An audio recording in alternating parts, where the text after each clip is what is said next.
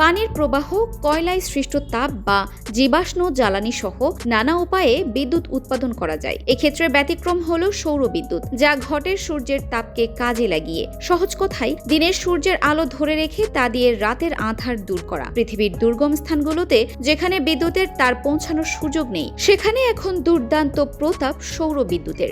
মানুষ টেলিভিশন দেখছে, ফ্যান চালাচ্ছে। সৌর বিদ্যুৎ দিয়ে সবকিছু করা গেলেও এর অনেক সীমাবদ্ধতা রয়েছে। এই বিদ্যুতের শক্তি কম, তাই এই সমস্যা সমাধানে দীর্ঘদিন ধরে কাজ করছিলেন বিজ্ঞানীরা। এবার তারা সাফল্যের মুখ দেখেছেন। নির্দিষ্ট আকারের ব্যাটারি, সৌর প্যানেল সহ অন্যান্য সরঞ্জাম দিয়ে আগের চেয়ে বেশি বিদ্যুৎ উৎপাদনের কথা জানাচ্ছেন তারা।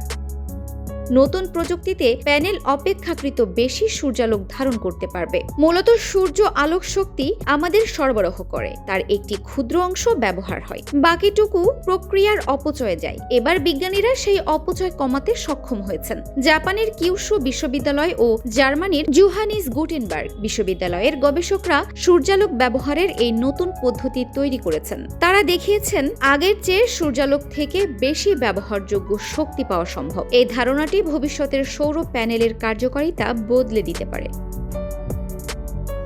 যখন ফোটন নামক আলোর কণা সৌর প্যানেলের কোনো বস্তুতে আঘাত করে, তখন সেটি ইলেকট্রনকে শক্তির যোগান দেয়। এরপর এই ইলেকট্রনগুলো চলাচল শুরু করে, এতে বিদ্যুৎ প্রবাহ তৈরি হয়। কিন্তু সৌর প্যানেল প্রতিটি ফোটনকে পুরোপুরি ব্যবহার করতে পারে না। এ কারণেই সৌরশক্তি গবেষণায় কার্যকারিতা বাড়ানো অন্যতম প্রধান লক্ষ্যে পরিণত হয়।